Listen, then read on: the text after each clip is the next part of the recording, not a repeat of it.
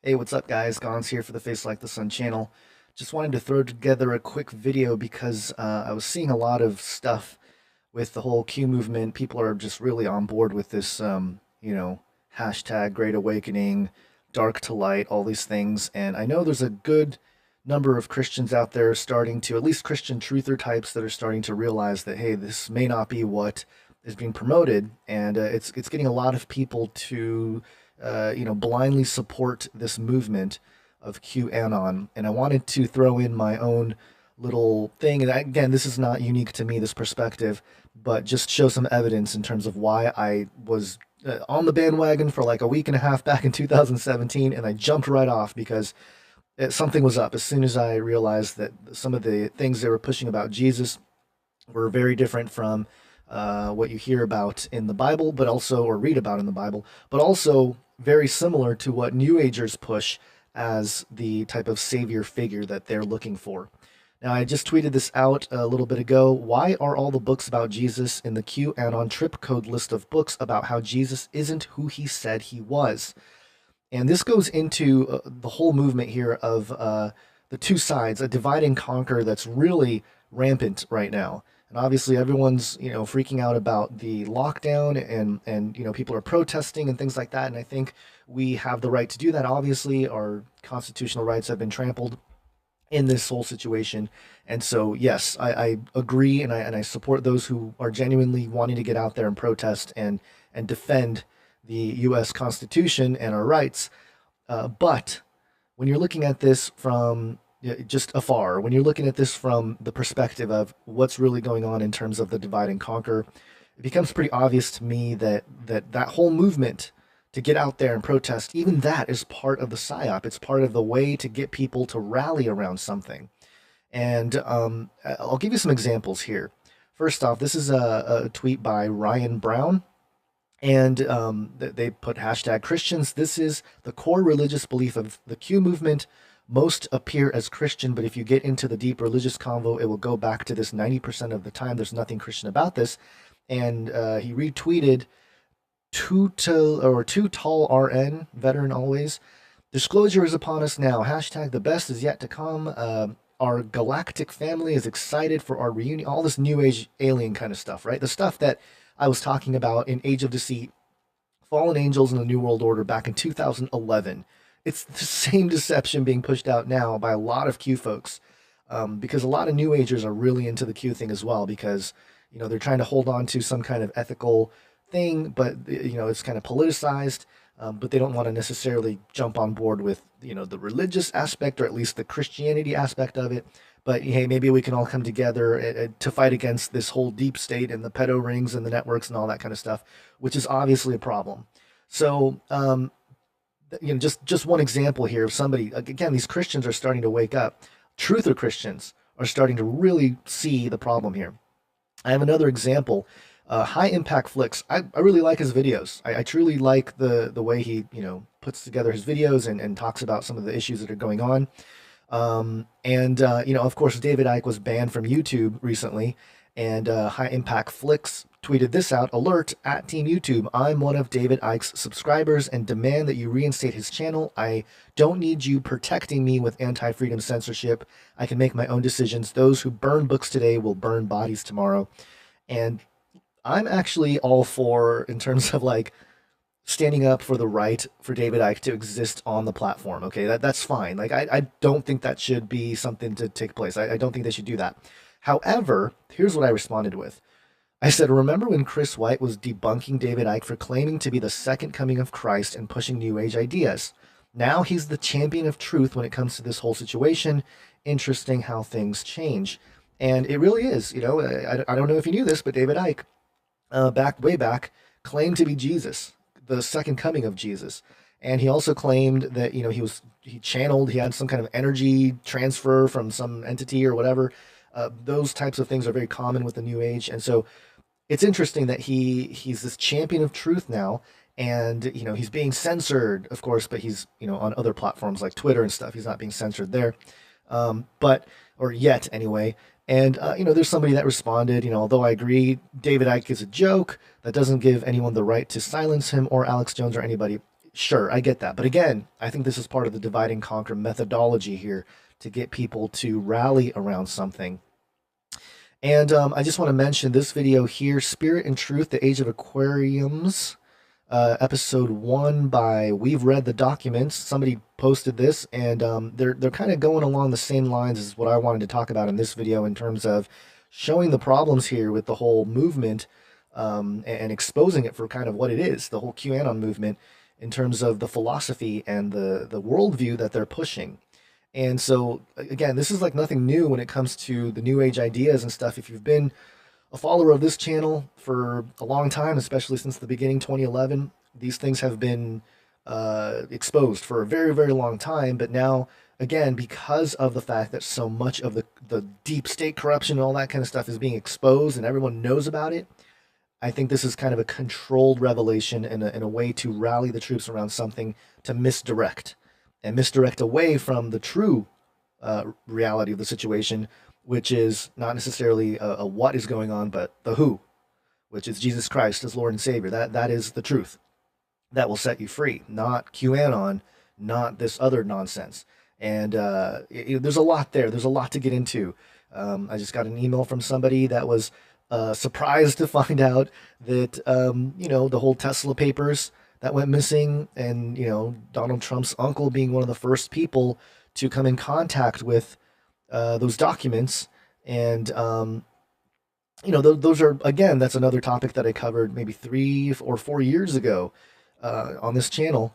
And again, I know it's not going to get everywhere, but the point is that this is information that's been out there that people have covered, that I have covered on this channel, and it's a perspective that I think people just need to just step back for a second and share this with friends and family that are like really into the Q thing, and not to like discourage them, because of course you want good to prevail over evil, but you got to understand that right now we live in this crazy age of deceit where even the people that are honestly trying to expose corruption and evil in terms of the realities of what's going on, even they seem to be not just infiltrated but controlled. It's a controlled revealing. And so anyway, let me just go on here. This is a whole nother rabbit trail with the Trump thing and Tesla, especially when you think about what Elon Musk recently tweeted out, and also what the UFO revealing of the footage that they released, saying that some of that UFO footage is real. But let me get to the heart of why I wanted to make this video real quick.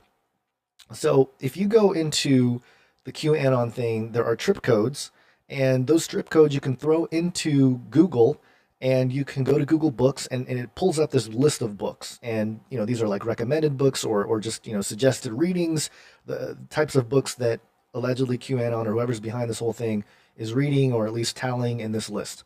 And there's good books here. There are books that you would want to read for research. You would want to read in terms of trying to understand what's going on. But it seems like there's a pattern, a very clear pattern, a very clear anti-Jesus pattern that I'm noticing. And as you see here, you got this one. Obviously, you got the protocols. This is the protocols of the elders of Zion. But you have all these books. Let me go through some of these, okay? I went through the list, and I just made different tabs for them. This first one, this is The Coming Race. And it has to do with sort of a white supremacy type of thing, which is kind of weird. But, again, I'm not saying that all these books here are the hardcore beliefs of whoever's behind this thing, because some of it is like, some of it is the written work of the enemy. Some of it is research exposing the enemy. So it's not just like one thing. However, again, it's just weird that some of the things concerning Jesus is very much of the same type of book. And with this one, this goes into the Vril and the coming race and all that kind of stuff. This is like before the Nazi movement. Okay, so this first one here, or the second one, I guess, the Secret Sayings of Jesus by Robert Grant and David Noel Friedman. And if you kind of go through here, this was written in 1960, and Gospel, the Testimony of the Gospels. It goes into the Gospel of Thomas. Okay, the newly discovered Gospel of Thomas is an important addition to the early Christian literature, and it deserves a fairly thorough study so that it can be set in its proper context. And again, it belongs to the Gnostics, the Nag Hammadi findings and writings and stuff. So again, already we're seeing this pattern begin to form, this anti-Jesus, the anti-Jesus as the Son of God narrative. This is just one of them here. Let me go through a bunch of, there's a whole lot of them. And why was I way down here? I think I had a section. Oh, I think this was another race one that I had just in a tab here. Yeah, it's the whole origin of the Aryan race thing. If I can pull it up. And I think the reason why some of this stuff is in here is because, on one hand, you can say it's exposing those people, and this is like the documents that the elite are reading or they believe. On the other hand, it could be that they believe some of this stuff in terms of, hey, we're about to enter this new age of Aquarius and we're about to eradicate evil and corruption. And part of the misunderstanding of the Nazis was this whole part about the Aryan race being this, sort of a futuristic, going back to an ideal situation of humanity, all that kind of stuff. But the rest of it's all Jesus tab stuff, I think. Okay, so here we go. The historical Jesus and mythical Christ. And if you read the little section here, 18 centuries are a long while in the lifetime of a lie, but a brief span is the eternity of truth. And again, this is a book that was originally published in 1886, which is around the time of theosophy and all that kind of stuff. The New Age ideas were becoming popular and prominent in the occult circles. So there's another point of reference there. This book here, I have this quoted. Let me read the quote here. To whom this book applies on this next book, which I think is, I'll get to the title in a second here. Yeah, Jesus's Bluff is the name of the book. In this section 3, to whom this book applies. Right at the very outset, we want to make clear that Christians are lost for the truth. They are lost for the truth since they are incapable of the truths. Consequently, unlike flattering lies, a book revealing truths is no matter for Christians. It is to differ between genuine Christians and between Christians. Due to that, the sociology calls structural violence. The latter means those individuals calling themselves Christians, since their social environment more or less forces them to confess this sect. There's a huge majority of Christians confessing this sect, since it is considered a good, as good doing so, or because their father, grandfather, basically the genetic fallacy that, a belief is claimed to be true only because of the region they were born in, that kind of thing. William Lane Craig, who's a philosopher, he pretty much debunked that whole idea of the genetic fallacy, because the truthfulness of a claim isn't necessarily determined by where you heard that claim or where you were born. So this is it. Jesus is Bluff, the universal scandal of the world. Again, are they saying, is the QAnon thing, are they saying, hey, this is part of what the enemy believes, or is this one of those things that they believe or they're researching into? Interesting. Here's another one. Oh, this is the Air Force use secret space program, shifting extraterrestrial alliance and Space Force. Michael Salla, again, quoted multiple times here. He's been into the whole UFO thing, the breakaway civilizations, the ET narrative, which is very fascinating, because very early on, again, Age of Deceit, Fallen Angels, and the New World Order, we talked about how the aliens will come reveal themselves as a type of savior figure, right? We didn't know exactly how that would look, but at the time we were like, yeah, the aliens are going to show up. How else could they unite all the world religions if it wasn't from some kind of external force or external entity that would come and show themselves and bring everybody together? Interesting to think about. And the common pattern with that is, again, these extraterrestrials were talking about Jesus, either claiming to be Jesus or saying Jesus, as we understand it, is not who he said he was. So again, same pattern. There's nothing new under the sun. This is the Protocols of the Elders of Zion. I'll skip that one. I know that there's a lot there. Barbello, the Story of Jesus Christ. This was originally published in 2014 by Ryan Boyson. And in the little description here, it says, everyone knows about Jesus, right? It would be safe to assume that Christians in particular surely do, and given the prevalence of this religion in modern times, it seems that even those outside Christianity are familiar with at least some understanding of the man behind the faith. However, despite the widespread nature of the stories we all know so well, they are actually not based on fact. And beneath our mainstream acceptance are countless alarming stories that must be told once and for all. Again, undermining the Gospels, undermining the Bible as any kind of supernatural source or transcendent source for reality and truth, and pointing to this idea that, hey, there's other stories. And there's so many problems here in terms of how do we know anything about anything in the past? Right? There's an epistemological issue here going on and a debate going on. So you have to have certain presuppositions in the worldview of how you come to knowledge to even bring up this topic, because if you are going to do this with Jesus, then you basically have to question all of recorded human history, including evolution. You know, there's no document that really clearly states evolution until the 1800s, you know, by a family of occultists who are also eugenicists. So there's that. Another one, Jesus the Magician, with a foreword by Bart Ehrman. This is a book by Morton Smith, and this was originally published in 1978. And it's a 20th century classic, uncannily smart, incredibly learned.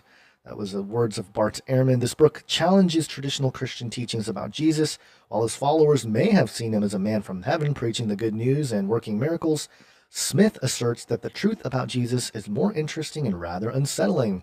The real Jesus, only barely glimpsed because of the campaign of disinformation, obfuscation, and censorship by religious authorities, was not Jesus, the Son of God. In actuality, he was Jesus the Magician. Smith marshals all the available evidence, including but not limited to the Gospels. He succeeds in describing just what was said of Jesus by outsiders, those who did not believe him. And again, there's all this truth being exposed. Is part of the truth being exposed narrative going to be, oh, by the way, Jesus isn't who he said he was? I mean, come on, this is pretty obvious, the pattern here. And there's another one here, Jesus, the Jesus book, illustrated, the one maybe positive Jesus book, okay? This isn't just another book about Jesus. This book is Jesus directly talking to us, reminding us that his message of love has never changed. Jesus is inviting us to walk with him once again and hear his messages for the 21st century. Jesus takes our hand and reminds us of the true meaning of love, love of self, family, neighbors, our planet, and mother, father, one source. Okay, he's doing so by talking about his own life experiences on earth. He's answering up many of the unanswered questions we have had about his life. Jesus once again reaches out to us in modern language and with practical advice and insight. Again, this is a modern channeling of Jesus, originally published in 2016. What the heck? This is like the same stuff exposed in Age of Deceit, Fallen Angels, and the New World Order. It's like the thing that we exposed there and have been exposing on this channel. It's just very, very bizarre is not even the right word. It's just obvious when you start looking at some of the things here. And this is just a list of exopolitic books here. But again, I asked the question, just basic, straightforward. Why are all the books about Jesus in the QAnon trip code list of books about how Jesus isn't who he said he was? Very simple question. And if you connect that with the whole extraterrestrial side of things in the conversation, I don't know, guys. It's something to keep in mind and something to really think about, because although I get the feeling of wanting to be a part of a movement of exposing the evil and the corruption and all these types of things, if you start digging in, the worldview that is being presented by QAnon is not a biblical worldview. It's just not. It's a very new age worldview. It's the age of Aquarius. As these guys, they put aquariums, but I wonder if that was just trying to like make fun of the whole Aquarius movement. In any case, just wanted to keep this video brief and point to the fact that there is pretty clear evidence here that this is what's going on, that this is just a right-hand, left-hand situation, divide and conquer situation to try to get people to understand what's going on, but rally around a movement in the process so as to keep them distracted from the reality of the situation, the reality of salvation, the reality of how we become free. The truth will set you free, but what is that truth? Well, it's not a what, it's a who. And it's Jesus Christ. That's the truth. And it's very obvious to believers, and it has been for centuries. But somehow this Q comes along, starts exposing all this stuff. You know, Alex Jones gets censored, David Icke gets censored, everyone starts rallying, hey, this is wrong. Yes, it's wrong, but also, what's the counter here? And what's the response here? Problem, reaction, solution. What's going on with that? What part are we in? We have different opinions about that, but I will leave you guys with this, because I know some people have suggested that QAnon is the false prophet. He's the second beast. And this comes from Revelation 13, which let me pull up real quick. And the beast of the earth, which has two horns like a lamb, but spoke like a dragon. In that sense, I understand. Like, I'm not saying QAnon is the false prophet or is the second beast, but somebody also pointed out how it's the Satanists versus the Luciferians. But that's another way to maybe contextualize some of this. But the whole point about having two horns like a lamb, so it looks kind of like a lamb, but speaks like the dragon. This is exactly what's going on with the QAnon movement. They look like they're the good guys. They say certain things about God and about truth and all these types of things. But in reality, they seem to be just pushing the false narrative on the other side of the aisle. And again, divide and conquer is very powerful. And remember, these are the guys, or at least the false prophet here, is the one that issues the mark. Okay, and it forces everybody to worship the image. It's not the beast himself, the first beast anyway. So if that's the pattern, then the whole Bill Gates being the mark of the beast and all this kind of stuff, or at least the Antichrist, and he's pushing the mark of the beast vaccine and digital ID, that wouldn't be it. That's too obvious. It would be this counter thing. So just something to keep in mind here. And I know there's a lot of people with different opinions about this stuff, but I just wanted to show you guys why I jumped off the QAnon bandwagon a couple weeks into it, because as soon as this trip code thing came out, a few years ago now, and I looked at the list of books that they were promoting, it just didn't jive. It didn't jive. And even back then, there were even less books about Jesus in terms of this stuff, but they were pushing a lot of ascension stuff and New Age ideas. And again, it's the same thing. Go watch Age of Deceit, Fallen Angels, and the New World Order if you're unfamiliar with some of these things, because I've done the research. I've published all the information here on this channel. There's over 900 videos on this channel. Go dig through them. Go look at some old stuff. Some of it may be relevant, some of it may not, but it's there right now. It's there for people to see. And I know YouTube, not only did they take down the video about sin, but they're really throttling or shadow banning, I guess, my videos here, because why else would 263,000 subs not get informed about a new video that's published? I publish new videos, I get maybe 10, 20,000 views, which is still a lot, I get it. But in terms of like the number of subscribers, it's not even close. And I always get people messaging me about how they're being unsubscribed from the channel without ever unsubscribing, and my sub count just never goes up. It just stays right where it is, which again, maybe people just aren't subbing to my channel because they don't want to, but look at the chart and it seems like there's a little bit of throttling going on. So again, stay watchful, because you noticed how the QAnon movement has gotten really big, and how even in recent years there's been a huge pump to push the people that are really promoting QAnon on YouTube. Small channels with barely any subscribers getting hundreds of thousands of views on videos just because they talk about Q. And it's just a very strange thing, but maybe not. Maybe this is very obvious to some of you guys. Just wanted to put this video together, put some of the information together. You guys can do your own research and come to your own conclusions. But that's it. That's all I have for you guys today. Thank you guys for watching. Have an awesome day. God bless.